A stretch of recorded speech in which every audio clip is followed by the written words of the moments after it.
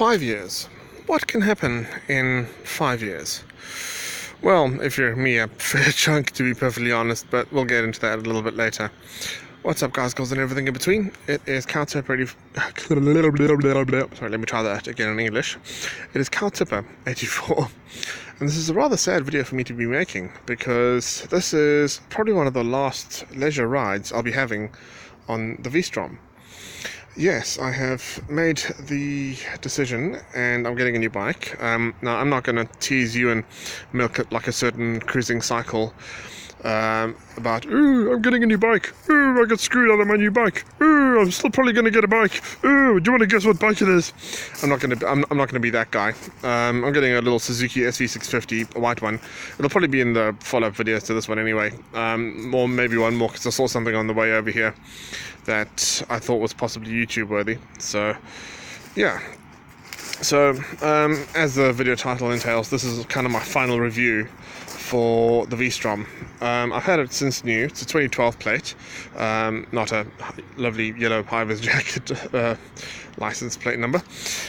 Yeah, it's a 2012 model. I bought this thing brand new, and I got it just after I got my license as well. So it was literally my first brand new bike. I've really, excuse me, I really cut my teeth in. On this bike.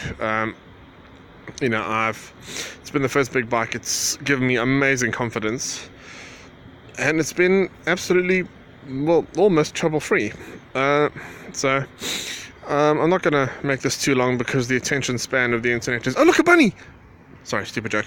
Yeah, I'm not gonna make this too long, because probably my phone doesn't have that much memory anyway.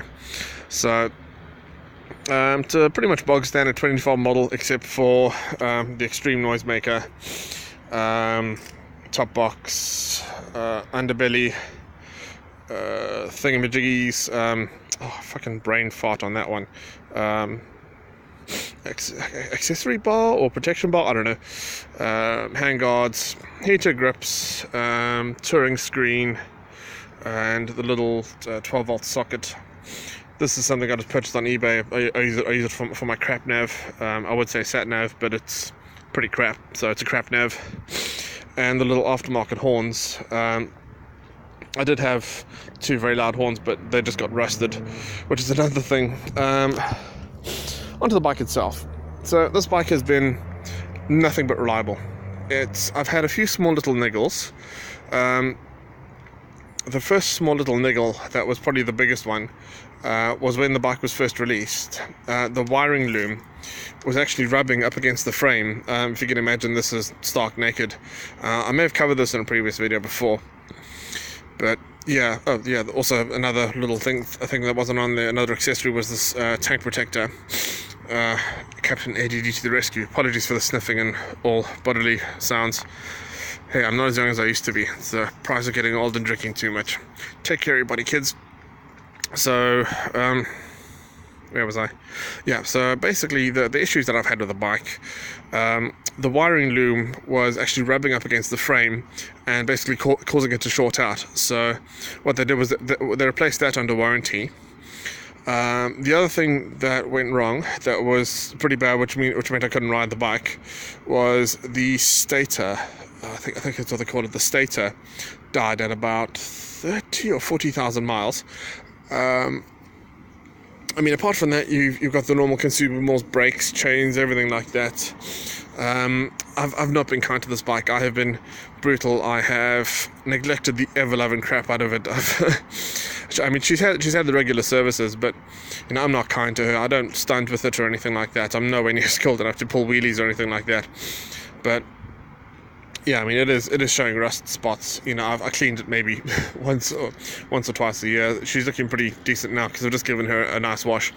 But even that I've pretty much failed on. You can see there's a wonderful little spot over there that I've missed. Well, several that I've missed. But yeah, continuing on. So yeah, the two big things that would have stopped me riding the bike quite spectacularly were the stator, the wiring loom. I did have an accident with her. That all that damage is covered in another video. But then I also had this switchgear replaced, because when I basically started the bike, the front lights wouldn't go on, so this thing had to be replaced. That was after warranty, so yeah, that was just kind of general wear and tear. But this bike has been very, very reliable. I've done 50,000 miles on this bike, so pretty much 10,000 a year. It's now at, what is it at? I think it's about just over 53.2 or 53.1, if I'm not mistaken. Let's have a look-see. And just in case you ever want to see what the what you call it, startup sequence of the Suzuki looks like, I think it's pretty badass.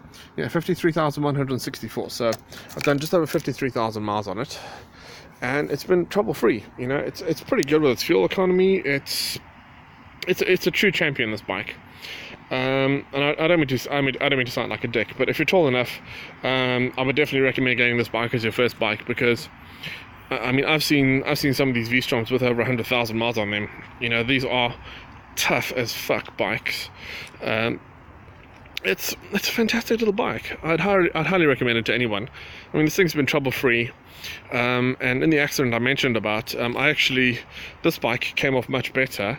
The other bike, you guys have probably all seen the video, but if you guys remember the crazy Mook, he had a Triumph Daytona, and he put a video up of some idiot on a V-Strom crashing into him. Yeah, that's me. That's the idiot.